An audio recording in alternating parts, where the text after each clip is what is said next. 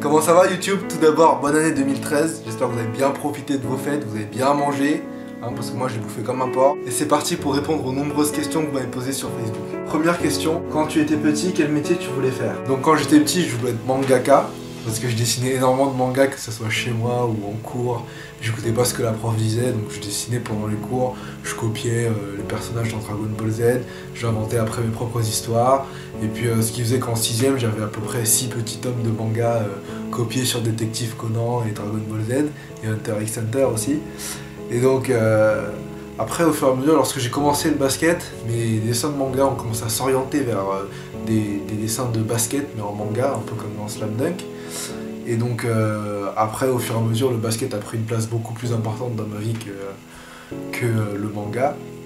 Et donc bon, maintenant je continue à dessiner et puis c'est devenu un plaisir. Hein, voilà. Est-ce que tu regardes des hentai? Bibo Black, BB, all day, every day, son. Quel est ton sport de combat préféré? Alors je fais plus d'arts martiaux en ce moment, mais mon petit frère fait du taekwondo.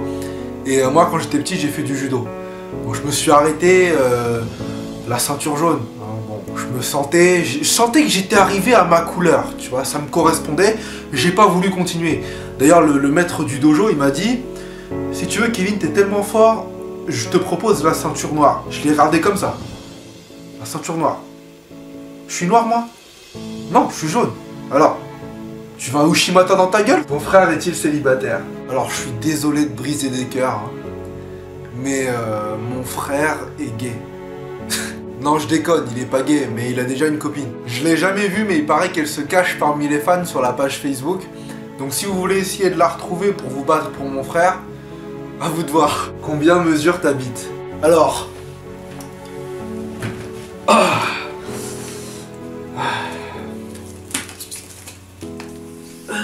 Non, plus sérieusement, elle mesure 15 cm. Quand elle est pliée en deux. Avec quoi filmes-tu? Avec quoi montes-tu? Quels sont tes projets futurs? Donc je filme avec un Nikon D3200, je monte avec iMovie. Niveau projet, en février, j'ai une collaboration avec un YouTuber, et donc normalement, ça c'est une surprise. Tu sais parler combien de langues? Alors je parle couramment le français, l'anglais et le chinois. Et comme tout le monde, j'ai fait un petit peu d'espagnol au collège et au lycée, mais ça n'a pas donné grand chose. Si tu veux, je faisais partie de ces gens qui pensaient que espagnol égale français plus O ou A selon le... D'ailleurs, la seule phrase que j'ai retenue en espagnol de tout mon lycée, c'est Lo siento mucho para llegar tan tarde. Je suis désolé d'arriver autant en retard. Comment a commencé le rire jaune? Qu'est-ce qui t'a poussé à faire des vidéos et qui sont tes inspirations? Alors quand j'étais au lycée, j'ai eu la chance de traîner avec un groupe de potes. On déconnait énormément, on racontait des conneries un peu sur tout, n'importe quoi. On partait dans des délires de fous. Et donc, avec un pote en particulier, on a commencé à faire des petites vidéos où on imitait des profs ou des personnages politiques, un petit peu comme dans les Guignols, tu vois. Et donc, à côté, avec mon petit frère, on faisait des petites vidéos par webcam, des petits montages comme ça pour rigoler. Et donc, un jour, en terminale, j'ai découvert Nigahiga. Donc, le patron de YouTube, quoi. Smosh, Timothy De La Ghetto, Kev Jamba, Just Killing Fields, et donc tous les meilleurs youtubeurs américains, quoi. Et donc je me suis dit, enfin moi je suis quelqu'un, si tu veux, c'est dur de me faire rire. J'ai un humour, c'est dur de me faire rire. Et donc je me suis dit, ces gens-là, ils arrivent à me faire rire à tous les coups, et c'est quand même incroyable. Et donc d'un côté il y avait cette fascination envers le fait qu'ils arrivaient à me faire rire, et de l'autre côté je me suis dit aussi, je suis pas moins drôle qu'eux, je suis capable de faire rire autant qu'eux aussi. Et donc maintenant que mes études ont avancé et que j'ai du temps libre, j'ai décidé de me lancer pleinement dans cette activité. Est-ce que tu te touches en pensant au after school? Ah, tous les jours, tous les jours. D'ailleurs, tu vois le poster des after school que j'ai dans la vidéo K-pop, hein, à la base, les filles portaient une robe rouge et le fond était noir. Bon, après, j'ai rajouté quelques couches de vernis, mais... Comment faut-il répondre aux personnes qui chuchotent derrière notre dos Ching Cheng Chong? C'est très simple. Fais-leur croire que ce qu'ils sont en train de dire a une signification. La prochaine fois que quelqu'un chuchote derrière toi Ching Cheng Chong, retourne-toi et dis-leur c'est vrai? Hein? Quoi? C'est vrai ce que tu viens de dire là? Hein? Non, mais en fait, je me foutais de ta gueule en fait. Ah bon? Non, mais parce que ça veut vraiment dire quelque chose en chinois. Non, mais je m'en fous en fait, je me foutais juste de ta gueule. Je veux dire, t'as bien dit Ching Chang Chong? Oui, mais non, mais. Attends, t'as dit Ching Chang Chong ou Ching Chang Chong ou Ching Chang Chong? Non, parce que selon la prononciation, ça change de sens. Mais laisse-moi tranquille! embrouille-le. Mais lui, la misère, il a voulu te faire chier, fais-le encore plus chier, tu vois. Comment draguer un asiatique? Donc je vais pas parler pour tous les asiatiques, parce que les goûts ne sont pas les mêmes, mais je vais parler pour moi. Donc pour qu'une fille me plaise, il faut que ce soit quelqu'un qui soit attaché à sa famille. Parce que j'ai été élevé dans la culture asiatique où la famille tient une place très très importante. En France ou en Europe, il arrive que les enfants laissent leurs parents dans des pensionnats lorsqu'ils sont vieux, etc. Pour moi, ce serait inimaginable, parce que plus tard, j'aimerais vivre, pas forcément tous sous le même toit, mais si je vis quelque part, mes parents, ma famille, je suis sûr qu'ils ne seront pas loin de l'endroit où je vis. Et pour moi, cette piété filiale, cette solidarité, c'est très très important. Même si, comme dans toute famille, on s'entend pas tous parfaitement. Donc si je vois chez une fille qu'elle n'aime profondément pas ses parents ou quelque chose comme ça ne m'attirera pas du tout. Et je préfère les filles drôles aussi. Penses-tu que les hommes doivent toujours faire le premier pas? Nous savons que les filles préfèrent que ce soit les hommes. Mais en ce qui me concerne, je suis assez timide. Cela me faciliterait quand même beaucoup les choses. Je te dis ça parce que je ne sais pas si je dois faire le premier pas avec une fille que je kiffe. Dois-je attendre d'elle un signe ou dois-je prendre les serrer bien fort et aller dans l'inconnu? Alors c'est pas toujours le mec qui fait le premier pas vers la fille. En Suède par exemple, si une Suédoise te trouve attirant, elle va te le faire comprendre. En France, c'est un tout petit peu différent parce que les filles ont un peu peur du jugement qu'on puisse leur accorder si ce sont elles qui font le premier pas. Mais il n'y a pas de raison. Les filles, on apprécie votre honnêteté comme vous appréciez la nôtre. Il n'y a aucun mal à ce que vous alliez vers un mec et que vous fassiez le premier pas. Cela étant dit, toi qui m'as envoyé ce message, tu n'es pas complètement dans l'inconnu puisque tu connais cette personne. Donc si c'est pas ton ami, il faut qu'elle devienne ton amie. Et si c'est déjà ton ami, c'est très simple pour toi de vérifier s'il est attiré par toi ou pas. Qu'est-ce qui plaît le plus à une meuf à ton avis? Est-ce que c'est le fait que tu sois grand, beau, musclé? Non, ça c'est pour les meufs qui sont superficielles. Ce qui est le plus important pour une meuf, c'est ce que toi tu as confiance en toi. Si tu n'as pas confiance en toi et que tu es tout le temps en train d'hésiter, elle ne te trouvera pas attirant. Donc si c'est ton ami, fonce, explique-lui ce que tu ressens, n'hésite pas, sois sûr de toi. Et au pire des cas, si ça marche pas, bon bah... on est 7 milliards d'êtres humains sur Terre, 3,5 milliards de femmes. T'en trouveras forcément une. Salut YouTube, bienvenue dans cette deuxième édition de Dear RJ, cher Rire Jaune numéro 2. Pour les nouveaux, c'est la section où je réponds aux questions que vous m'avez posées sur Facebook. Et c'est parti pour la première question. Tes parents apprécient-ils ce que tu fais? Alors mes parents apprécient énormément ce que je fais. Avant de poster chacune de mes vidéos, je leur montre en avance pour leur demander leur avis, quelles corrections on pourrait rajouter. Par exemple, ma mère, elle lit tous les commentaires. Parfois, elle les lit même avant moi. Kevin, ça veut dire quoi? Trop bien cette fac! Non maman, c'est pas fac, c'est FAQ, ça veut dire foire aux questions. Ah bon? Parce que moi j'ai cru qu'on t'avait insulté en anglais, c'est pour ça. Donc si vous voulez laisser un commentaire à Maman Rire Jaune, vous pouvez écrire Salut Maman Rire Jaune dans la boîte de commentaires parce qu'elle le lira. Est-ce que tu connais la blague du pingouin qui respirait par le cul? Oui. Un jour il s'est assis et il est mort. Quel est ton youtubeur français préféré?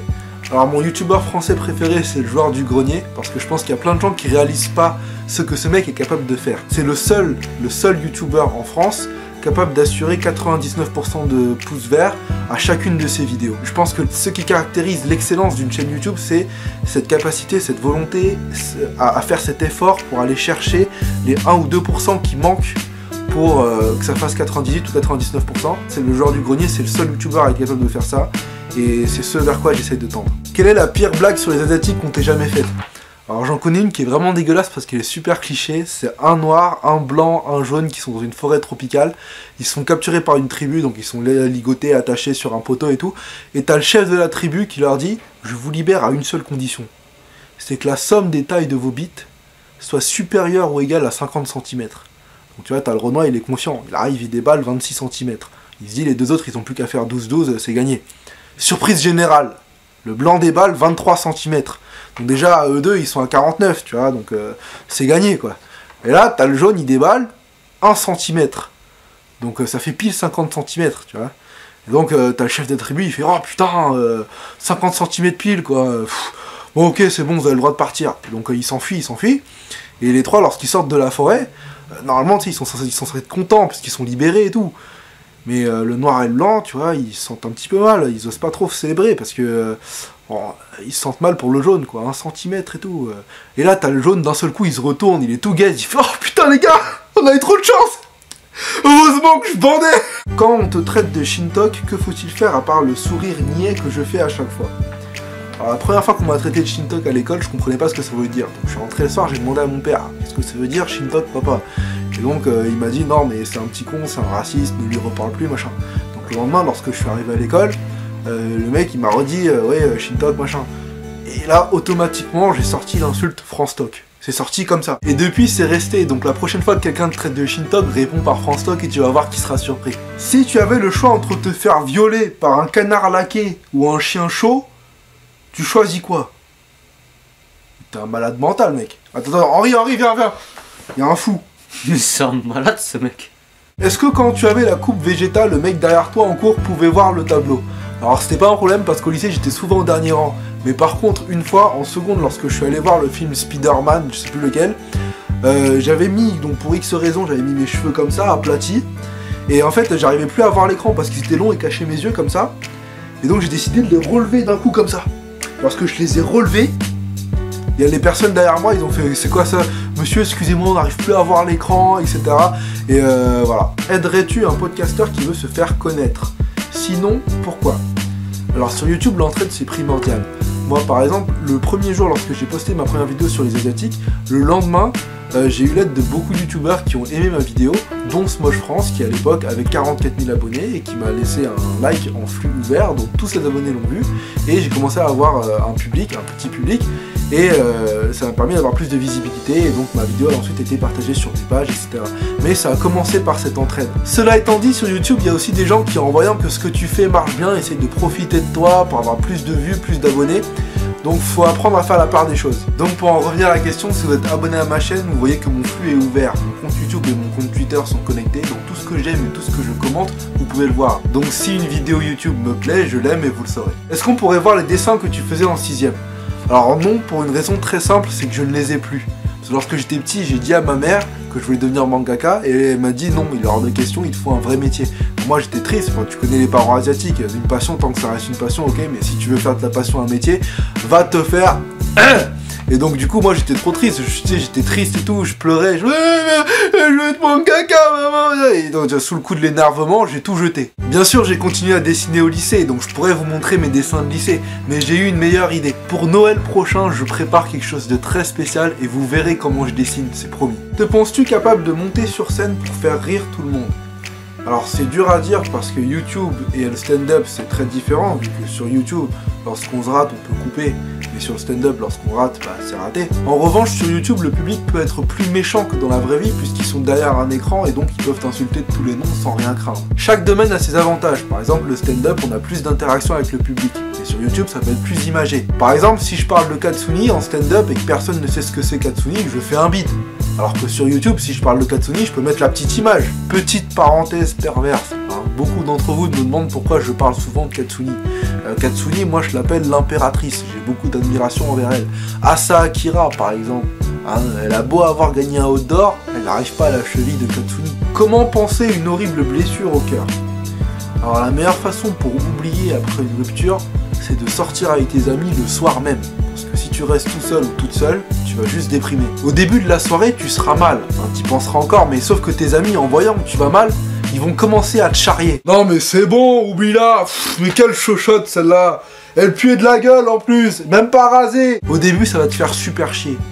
Mais à force, tu vas commencer à te dire mais qu'est-ce qu'ils sont cons, et là tu vas rigoler. Mais surtout te laisse pas aller, reprends-toi en main, apprends de cette rupture pour devenir quelqu'un de meilleur, comme ça la prochaine fois que tu croises ton ex dans la rue, il ou elle va se dire oh putain je suis passé à côté de quelque chose quand même.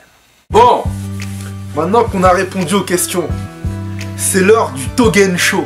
Alors si vous me suivez sur la sphère Twitter, vous devrez savoir qu'il y a quelques jours je me suis fait clasher et violemment. Togen, fondateur de la web radio KFM, plus grande radio K-pop de France, a parlé de moi. Par contre j'aimerais vous parler aujourd'hui d'un autre podcasteur qui est ami de Joe justement, qui s'appelle Le Rire Jaune. Bref, il parle de moi quand soudain... D'ailleurs je profite à Le Rire Jaune, puisque tu m'écoutes là, parce que forcément tu l'as écouté vu que je t'ai dit en début d'après-midi que j'allais parler de toi.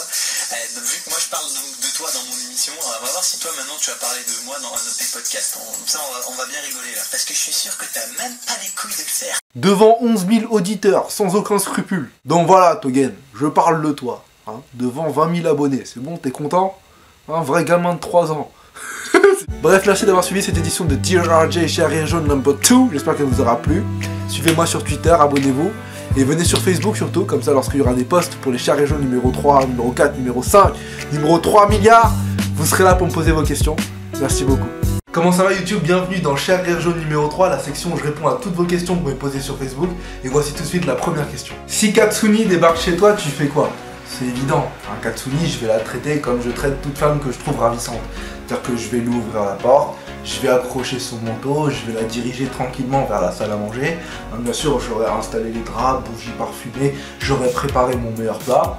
Et après manger, je lui proposerai un bon film. Et lorsque je sentirai une petite faille, je vais lui proposer un massage pour la relaxer, pour la séduire. Parce que moi, je suis avant d'être un youtubeur, je suis un gentleman. Je dirais même plus, je suis un gentleman. Aimerais-tu te faire embrasser langoureusement par un cheval unijambiste? Avec plaisir. Je suis sûr qu'embrasser un cheval unijambiste, ce serait formidable. Bon, ok, j'arrête. Est-ce que tu connais Kuroko no Basket? Bien sûr que je connais Kuroko no Basket. Donc pour ceux qui savent pas, Kuroko no Basket, c'est censé être un manga sur le basket. Moi j'appelle plus ça une science-fiction. Tu sais, je veux bien que dans les mangas ils exagèrent les choses, mais là c'est abusé. Tu sais, t'as des mecs qui tirent comme ça normal de l'autre bout du terrain et ça rentre à chaque fois. Il y en a même un qui tire de derrière son dos à chaque fois et ça rentre. Donc du coup moi j'ai essayé pour voir.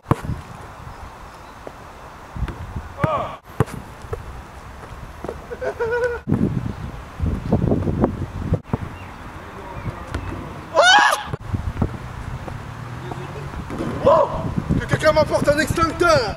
Donc Kuroko no Basket, non. Le vrai et seul manga de basket, c'est Slam Dunk. Comment gères-tu le temps entre les cours et les vidéos? Alors je le gère mal, je le gère très mal. Là je suis en première année d'école d'ingénieur en télécommunication. Et le problème c'est que j'ai pas trop le sens des priorités parce que j'ai tendance à faire passer YouTube avant beaucoup de choses. Mais je sais qu'il faut quand même que je travaille, que j'ai mon diplôme, parce que c'est un bon diplôme quand même, pour m'assurer une issue de secours au cas où YouTube ça marcherait pas. Mais j'ai qu'une seule hâte, c'est d'avoir ce diplôme dans 3 ans et de pouvoir me lancer sur YouTube à fond avec mon petit frère et pouvoir faire plus de vidéos, lancer une chaîne gaming, etc. C'est pour ça que je demanderai à vous, mon public, d'être patient, parce que lorsqu'entre 2 vidéos il s'écoule 2 ou 3 semaines, c'est parce que soit je suis en train de réviser pour des partiels, soit je suis en train de réfléchir comment faire la prochaine vidéo avec le peu de temps dont je dispose et toujours maintenir le même niveau de qualité. Donc c'est pour ça que je vous demanderai d'être patient et de continuer à me soutenir. Est-ce que tu penses que les podcasts resteront longtemps appréciés par la plupart ou que le public se lassera un jour? Alors, tout dépend de la manière d'aborder un podcast. C'est-à-dire que le face caméra tel que je suis en train de faire, je pense que ça marchera toujours parce qu'il y aura toujours un public derrière la caméra qui va s'identifier à ce que je dis. Par exemple, lorsque je parle de ma vie, il y aura toujours quelqu'un qui va se dire « Ah tiens, moi aussi j'ai vécu ça, c'est drôle, c'est marrant ». Par contre, ce qu'il faudrait peut-être changer dans le podcast actuel, c'est la forme. C'est-à-dire que dans de plus en plus de podcasts, la mise en scène devient trop prévisible. On devine facilement ce qui va se passer, donc du coup on rigole moins. Mais il faut aussi savoir que faire un podcast, c'est pas aussi simple qu'on croit. C'est-à-dire c'est pas juste on pose une caméra dans sa chambre et on raconte sa vie.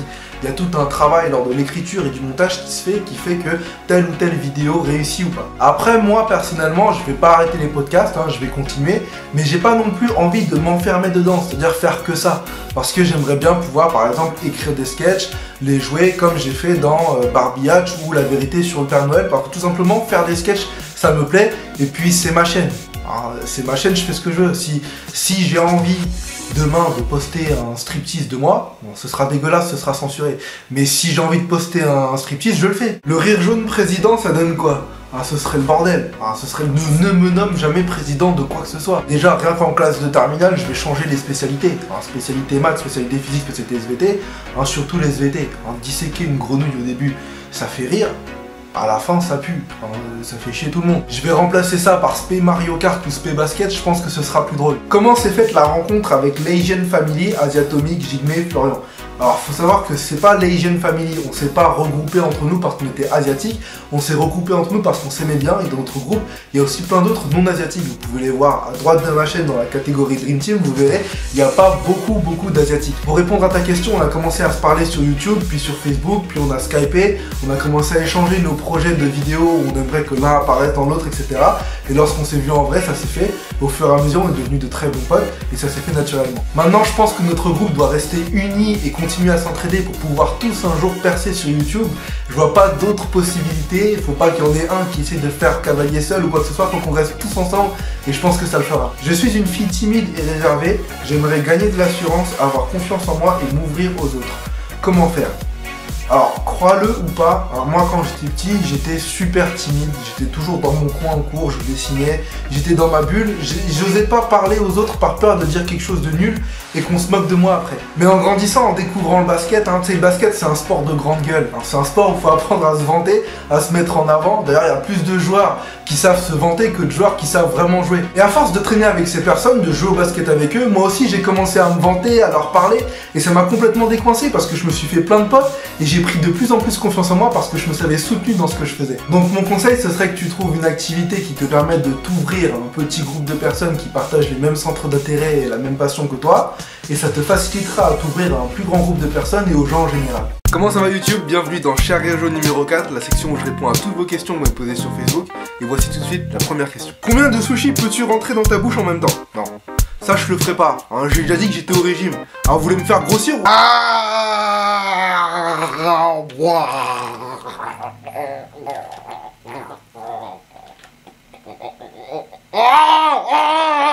Tu préfères PewDiePie ou Smosh? Alors moi personnellement c'est Smosh. Après je sais que ça dépend des goûts. Par exemple Henri lui il préfère PewDiePie. Brofist.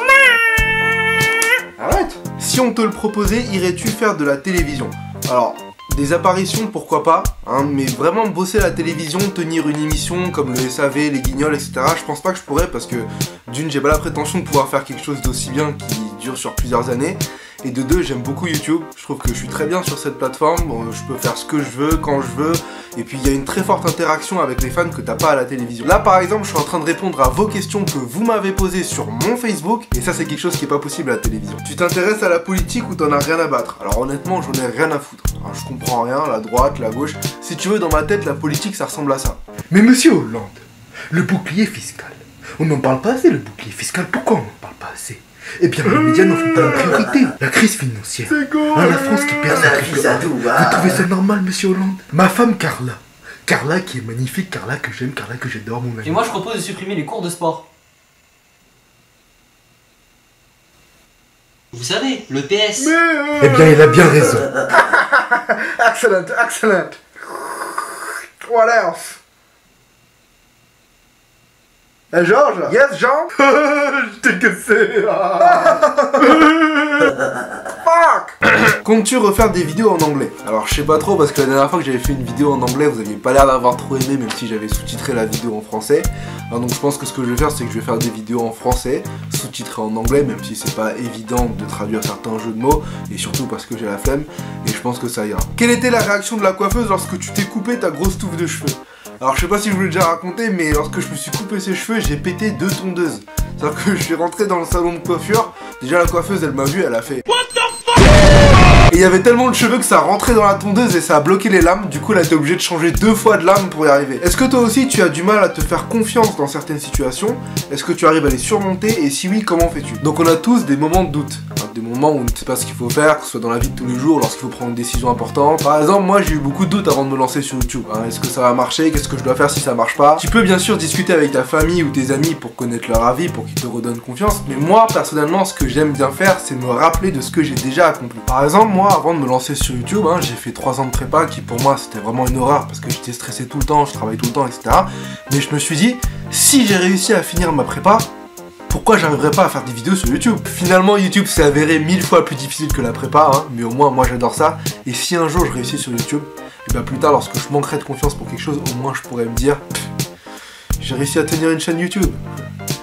Pourquoi je pourrais pas aller sur la lune? Faut être sûr de tes capacités sans être trop imbu de ta personne. Hein, regarde-toi dans la glace tous les matins et dis-toi juste je suis quelqu'un de stylé.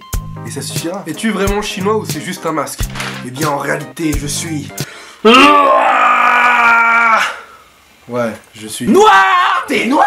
Bah ouais, je suis noir. You mad, bro? Il y a 2 chaises. Sur l'une il y a une bite, sur l'autre il y a un gâteau. Tu dois t'asseoir sur une des chaises et manger ce qu'il y a sur l'autre. Sur quelle chaise tu t'assois? Moi je m'assois sur le gâteau et je bouffe la bite. Moi je m'assois sur la bite et je prends une autre bite, je la mets sur l'autre chaise, je suce l'autre bite comme ça. Après je prends une autre bite et je la mets sur un tabouret et je la tape comme ça avec le gâteau. Après je mange le gâteau et je... Ah mais toi t'es hardcore toi. Pourquoi le rire jaune? Alors... Parce que l'humour noir. Et très bon, très bon, très bon, l'humour noir. réponds-moi. Excellent. Qui fait la meuf? Pas tout, Jérém. Jérém, tu pourrais dire un truc en créole pour mon ami et moi qui te suivons des Antilles? Bon, allez-y les gars, là c'est une question pour vous. Vas-y, va te faire foutre. Ouais, mais oh. Comment ça se dit? Ouais, mais oh. Moi, mais oh. Moi, il faut pisser à la gueule, moi. Comment ça va YouTube? Bienvenue dans Chère Région numéro 5, la section où je réponds à toutes vos questions que vous m'avez posées sur Facebook. Et voici tout de suite la première question. PS4 ou Xbox One? PS4, Xbox One. PS4. Quels ont été tes cadeaux pour Noël? Alors pour Noël, j'ai reçu une veste Jordan, un bonnet Jordan, un pull Jordan, une casquette Jordan, un t-shirt Kobe et un bonnet des Lakers. Ouais, ça va, ouais. Est-ce que tu ris ou est-ce que tu ris? Je n'aime pas cette question. À quand une prochaine rencontre abonnée? Alors j'en ai beaucoup parlé avec Bastien, Asiatomique, qui a organisé une rencontre abonnée pour fêter ses 300 000 abonnés à l'époque. Et donc le problème, c'est pas qu'il y ait beaucoup de gens, 300, 400 personnes. Si c'était que des abonnés, ça poserait absolument aucun problème. Le problème, c'est que comme une manifestation, par exemple, il y a des casseurs qui s'incrustent. Et à plus faible échelle, une rencontre abonnée, il y a toujours 2 ou 3 personnes, des éléments perturbateurs qui s'incrustent à la bande, qui ne savent même pas qui tu es, qui savent pas que tu fais des vidéos sur YouTube, qui ne sont absolument pas des abonnés. Et qui viennent juste pour t'emmerder, foutre la merde, etc. Et tout seul pour gérer, c'est un petit peu dur vu que t'as pas de sécurité. Donc en fait pour les rencontres abonnées, soit on va les faire lorsqu'on est tous ensemble à YTFam, lorsqu'on est plusieurs, donc de façon à ce qu'on puisse gérer ça, soit faudra nous voir à des events comme la Paris Games Week ou la Japan Expo. Je vais aller à la Japan Expo, peut-être Paris Manga, je suis pas sûr. Donc voilà. Combien de mangas as-tu en tout? Alors je les ai comptés tous chacun 3 fois et j'en ai en tout 610. Ça va, ça va. Est-ce que tu regardes Doctor Who? Docteur qui? Un petit message pour tes fans marocains. Je sais dire un truc, je sais pas si c'est en marocain ou en arabe, c'est waha. Je crois que ça veut dire d'accord. Donc en fait dans mon école, comme il y a beaucoup d'étudiants arabes qui viennent étudier dans mon école, quand ils restent tous ensemble entre eux et qu'ils parlent, moi je m'incruste et waha. Waha. Je fais semblant de comprendre. Waha. Waha. Je comprends pas mais waha. On est d'accord? On est waha? Ok. Alors la question what the fuck, comme à chaque fois, as-tu déjà vu un chef de tribu qui boit du sperme de gorille vert? Non. Mais vu que c'est toi le chef de tribu, tu vas m'expliquer. Si tu pouvais choisir un super pouvoir, lequel serait-ce? Alors je pense que je demanderais à être l'homme élastique. Comme ça j'aurais le même pouvoir que Luffy, je pourrais donner des coups de poing. Henri fait du taekwondo, n'as-tu pas peur qu'il te défonce? Pff, pas du tout. Fight. Comment te vient l'inspiration pour tes vidéos et combien de temps prends-tu pour faire une vidéo en moyenne? Alors à chaque fois qu'il m'arrive quelque chose de drôle dans ma vie, je sors mon portable, j'arrête tout ce que je suis en train de faire et je note l'idée, je note ce qui vient d'arriver sur mon portable. Donc des fois je suis en pleine partie de jeux vidéo avec des potes par exemple et là je fais start pour noter l'idée pour pas l'oublier. Donc au début c'est chiant mais avec le temps mes potes se sont habitués. Un autre truc perso que j'aime bien faire pour m'inspirer c'est de me balader dans des magasins de déguisements. Parce qu'il y a tellement de déguisements, tu dis tiens là il y a un déguisement de prisonnier, je vais faire un truc sur la prison. Il y a un déguisement de Buzz l'éclair, je vais faire un truc, un délire sur Pixar par exemple. Donc concernant le temps que ça me prend pour faire une vidéo, bien sûr ça dépend de la vidéo, mais sans compter l'écriture, en moyenne, ça me prend à peu près 30 heures, le temps de tout filmer, de tout monter, de la mettre une fois sur YouTube, de demander des avis, de la resupprimer, de faire quelques modifications, tout ça, ça prend du temps. Et pour l'écriture, ça dépend vraiment. Par exemple, pour Shanghai, j'ai eu 2 mois pour l'écrire, donc c'est relativement court, mais pour Avoir un frère, par exemple, je l'ai écrit sur 1 an, la vidéo, et pour Cher Monsieur le Président, par exemple, j'ai pris 1 semaine pour l'écrire, donc ça dépend vraiment de l'inspiration que tu as sur le moment. Cher Rire Jaune, je suis au lycée, on me critique toujours sur mon physique, entre parenthèses, je suis gros. Que dois-je faire et comment aurais-tu répondu? Alors au collège et au lycée, faut savoir que tout le monde est complexé.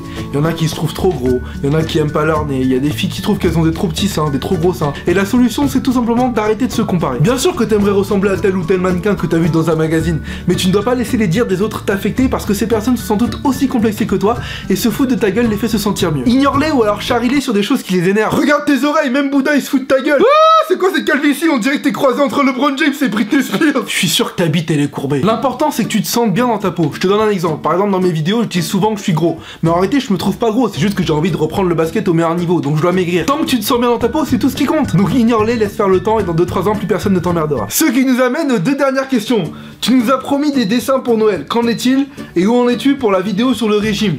Alors dans la vidéo sur Shanghai, j'ai promis que j'allais faire une vidéo sur le régime à la fin de l'année, mais j'ai pas précisé quelle année. Ah ah! Il s'agit bien entendu de la fin de l'année scolaire. Je promets un truc pour septembre, en décembre j'ai pas eu le temps de maigrir encore. En plus il y a le Burger King qui vient d'ouvrir à Paris, ça arrange pas les choses. Donc je ferai la vidéo sur le régime à la fin de l'année scolaire, c'est-à-dire avant le début de l'année scolaire 2014-2015. Pour ceux qui aient des dessins, alors à la base je voulais faire un Draw My Life, sauf que j'ai toujours pas trouvé comment filmer correctement l'ardoise, que ce soit propre, que ce soit pas dégueulasse et tout. Alors ce que j'ai fait c'est que dans la description j'ai mis 2 liens vers 2 BD que j'ai fait lorsque j'étais au lycée. Je ne sais pas si vous comprendrez réellement l'histoire de ces BD vu que ces BD sont nés de délire entre potes, mais l'une des BD est dessinée en gag manga et l'autre est dessinée en dessin un peu plus sérieux, donc j'espère que vous saurez apprécier les deux. Comment ça va YouTube? Bienvenue dans Cher Rire Jaune numéro 6, la section où je réponds à toutes vos questions que vous m'avez posées sur Facebook et pour la première fois sur Twitter. Et voici tout de suite la première question. Comment les serpents s'accouplent? Ils s'enculent. Qu'est-ce que tu fais quand t'es triste? Alors moi je suis quelqu'un de très rarement triste, hein. Je suis très souvent heureux, mais bien sûr il m'arrive des fois d'être triste, et grâce à vous, j'ai la chance de pouvoir lire mes commentaires YouTube.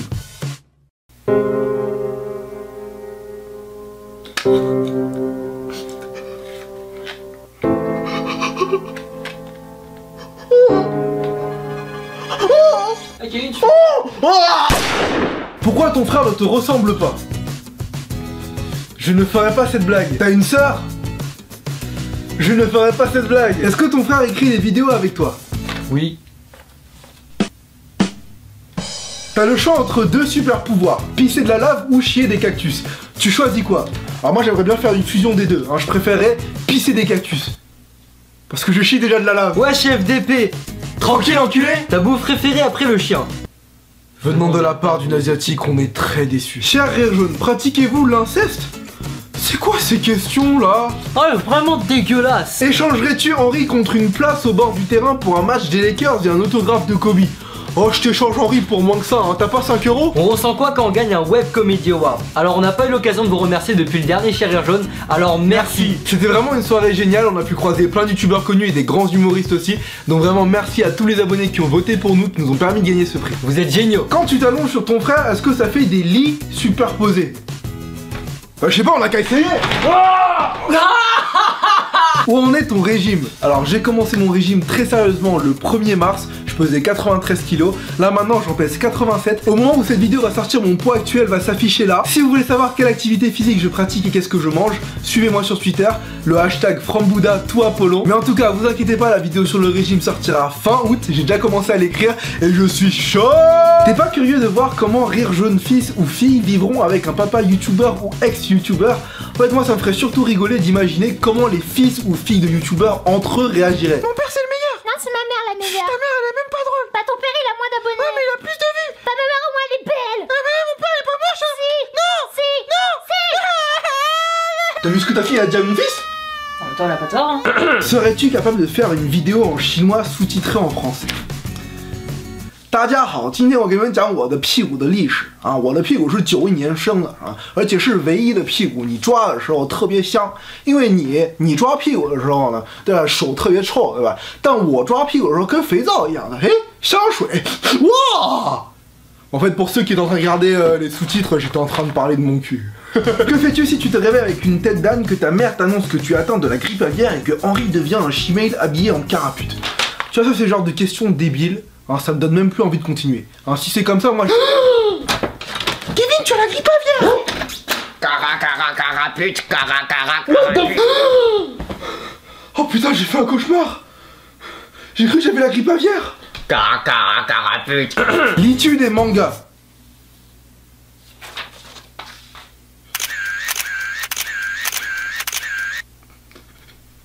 Je fais des vidéos pour rien. Comment savoir que c'est le bon moment pour sortir de la friendzone avec une fille et comment s'y prendre? Alors pour ceux qui ne le savent pas, hein, la friendzone c'est lorsqu'une meuf a décidé que t'avais plus de couilles. C'est-à-dire qu'elle t'a mis dans la catégorie de ses potes hermaphrodites et qu'en gros t'as plus aucune chance avec elle. La solution pour sortir de cette impasse c'est de la rendre jalouse, hein, parce que c'est égoïste de sa part. Elle te veut comme amie, elle veut que tu lui prêtes de l'attention, mais si tu montres que t'es désiré par d'autres filles, que tu prêtes plus d'attention à d'autres filles qu'à elle, c'est là qu'elle va commencer à se dire oh, faut que je sois sa copine pour avoir son attention à nouveau. Et c'est là seulement que peut-être il y aura une brèche. Ouais je sais, c'est démoniaque.